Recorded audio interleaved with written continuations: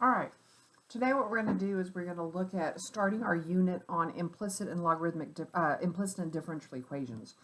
So you learned implicit differentiation last year, but I think we probably need to review it again. So the biggest thing with implicit is you've got to remember, if I ask you to take the derivative of, let's say, f of x squared, okay? What that is, if you think about using the chain rule, so that would be 2 times f of x times the derivative of the inside f prime of x, okay?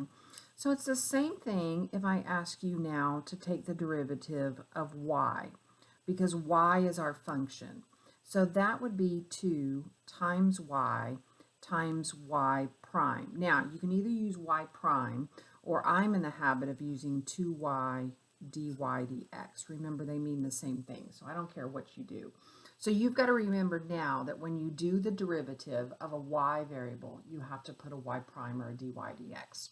That's the only thing different. Okay, so it says find the first and second derivative of the implicit curve. So here's our equation. So our first derivative is going to be derivative of y squared, we just did it, is 2y dy dx minus, now 5x cubed is going to be normal, so that would be a minus 15x squared equals, and 3y would be 3 dy dx. So once you've taken the derivative, everything else is easy. It's got your algebra. So you want to get everything with the dy dx over to the left side and everything without over to the right. So I'm going to write this as 2y dy dx minus 3 dy dx is equal to 15x squared. I'm going to factor out a dy dx. So dy dx times 2y minus 3 is equal to 15x squared. And then to solve for dy dx, we just divide by 2y minus 3. So dy dx is equal to 15x squared over 2y minus 3. So that is our first derivative. Now what we want to do is our second derivative. So things get a little harder when we do our second derivative. Okay, so we're going to take the derivative of both sides. The derivative of the first side is d squared y over dx squared, or you can put it as y double prime, equals, now the derivative of this side, we need to do the quotient rule. So remember, the quotient rule is bottom times the derivative of the top. So 2y minus 3 times the derivative of 15x squared, which is 30x, minus the top, which is 15x squared, times the derivative of the bottom, which is 2. Oh, wait a minute, that's a y variable, so the derivative of 2y is 2 dy dx, all divided by the bottom squared, so 2y minus 3 squared.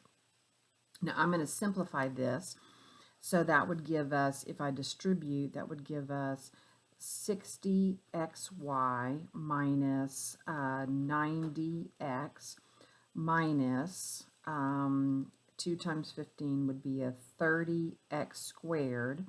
Now, in place of the dy dx, I'm going to put this guy right here. So it would be 15x squared over 2y minus 3. And then all of that is over 2y minus 3 squared. Now, I can't leave it like that. So what I've got now is I have got a 60xy over 1 minus a 90x over 1 minus 30x squared times 15x squared would be a minus 450x squared over 2y minus 3, all over 2y, oops, got my 2, 3 squared. Now this is over 1, so what I'm going to do is just flip and multiply. So what that ends up giving me is, if I squeeze it in here, a 60xy over 2y minus 3 squared minus a 90x over 2y minus 3 squared minus a 450x squared. Oh, actually that should be x to the fourth, shouldn't it? Sorry, x to the fourth over a 2y minus 3 cubed. And it'll look like that. So that is, oops, our second derivative. And then you can get a common denominator and combine it into one fraction. Okay. All right, so the next one, it says find the derivative of sine xy equals 10x. So this is a chain rule piece. So the derivative of the outside function is cosine of xy times, now we need to do the derivative of the inside. This is a product rule. This is what y'all miss. Y'all miss the product rule. So the derivative of, it'll be x times the derivative of y, which is dy dx, plus y times the derivative of x, which will just be 1, equals the derivative of 10x, which is just 10. Now, I'm going to have to distribute that cosine of xy. So I'll end up with x cosine of xy dy dx plus y cosine of xy equals 10. I'm going to move anything that doesn't have a dy dx over to the other side. So I'll have x cosine of xy dy dx is equal to 10 minus y cosine of xy. And then last I divide, so I end up with dy dx is equal to 10 minus y cosine of xy over x cosine of xy. Okay? All right, what else have we got? Find all horizontal and vertical tangents to the curve. Okay, so remember, horizontal tangents is when the slope is equal to 0. Vertical tangents is when the slope is undefined. So the horizontal tangents, we're going to work with the top of the fraction. The vertical tangents, we're going to work with the bottom of the fraction. All right, so we got to find our derivative first. So the derivative of 3x squared is going to be 6x plus the derivative of 2y squared is going to be 4y dy dx equals, now be careful, the derivative of 16 is 0. So this is an easy one. 4y dy dx is equal to negative 6x. So at dy dx is going to be equal to negative 6x over 4y, and I can reduce that to negative 3x over 2y. Now we're going to go with horizontal tangents. So our horizontal tangents are when the top equals 0, so negative 3x equals 0. So x would be equal to 0. Now, if we want, let's see, so if we want the tangent line, we need a y value. So to find a y value, we take that x value and go plug it back in. So for our, that would give us what? It would give us 2y squared is equal to 16. Y squared is equal to 8. So y is equal to square root of 8. That's my horizontal tangent line. Now we need our vertical tangent line.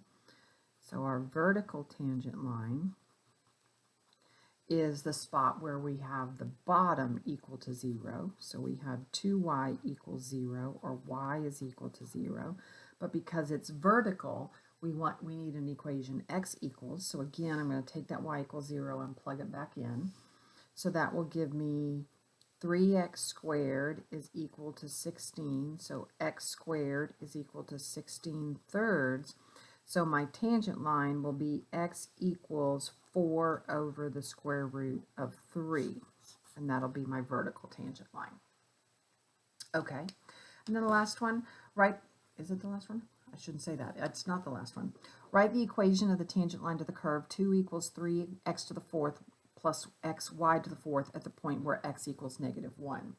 Okay, so we need two things for a tangent line. We need a point and we need a slope. So for our point, we have x equals -1. So that would give me 2 is equal to -1 to the fourth is 1. So that would be 3 minus y to the fourth.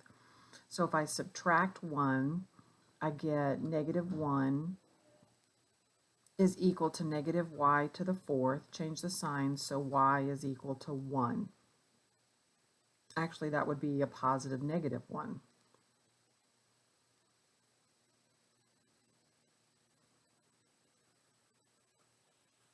Okay, so we end up with 2 points. We end up with -1, 1, and -1, -1. Okay, so we've got to write two equations of the tangent line. All right, so now we need our slope. So for our slope, we need our derivative. So I'm going to take the derivative of this. So 0 is equal to, the derivative of 3x to the fourth is 12x cubed. The derivative of xy to the fourth is, I've got to do the product rule, so it would be x times 4y cubed dy dx plus y to the fourth times 1. So now I'm going to move everything that doesn't have I'm going to move it all over. Well, it doesn't matter. So I'll have a -12x cubed, a minus y to the fourth is equal to 4xy cubed dy dx. And then I'm going to divide, so I'll end up with a 12x cubed minus y to the fourth over 4xy cubed is equal to dy dx. Now, we have 2 points, so we need to come up with 2 slope values. So my first point is going to be at -1, +1. So my dy dx is going to be, let's see, -1 squared would be a -1 cubed would be a -1 times -12 would be 12 minus 1 over 4 times -1 would be a -4. So that would be 11 over -4. So my first tangent line is y minus 1 is equal to a -11/4 times x plus 1. So that's my first tangent line. My second tangent line would be at the point -1, -1. So dy dx would be equal to, that's still going to be a +12 minus -1 to the fourth is 1 over, now I've got a 4 times a -1 times a -1, so 2 negatives make it positive, so that would be a +11/4. So we end up with y plus 1 is equal to a +11/4 times x plus 1, and that would be our second tangent line. So I hope that's our implicit differentiation. I hope that rings a bell and you kind of remember that. The next thing we're going to look at is logarithmic differentiation. And this one is, again, I don't know if you remember, but when we did limits, we had variables in both the base and the exponent. And when that happens, we have to bring logs in. So what I'm going to do is I'm going to rewrite this equation as y equals x to the cosine of x. All right, the reason why we want to bring logs in is we have to remove this cosine of x from the exponent position. We don't know what to do when that's an exponent with a variable up there. So we're going to take the log of both sides. So that means I get natural log of y is equal to cosine of x times natural log of x. Okay, so from this point, now I can use implicit differentiation. So the derivative of natural log of y is 1 over y dy dx. And then over here I have to do product rule. So the derivative of cosine of x is negative sine x times natural log of x plus, then I have cosine of x times 1 over x. And now all I have to do is multiply by y to solve for dy dx. So dy dx is equal to y times a negative sine x natural log of x plus cosine of x over x. Now, once you do that, we don't want the y in our answer, so we want to go plug in our expression for y into our derivative. So dy dx is equal to x cosine of x times negative sine x natural log of x plus cosine of x over x. These are awful answers, but the process really isn't that hard. Okay, let's look at one more. I'm going to write this as y is equal to x to the square root of x. All right, so when I take the when I take the natural log of both sides, I'll end up with natural log of y is equal to square root of x times natural log of x. The left side is always the same. It is always 1 over y dy dx equals, we always do the product rule over here, so I'll do 1 over 2 square roots of x times natural log of x plus square root of x times 1 over x.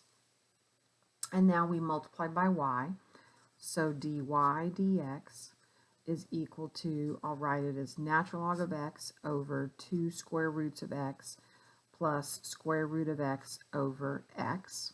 Oops, I forgot my y, times y.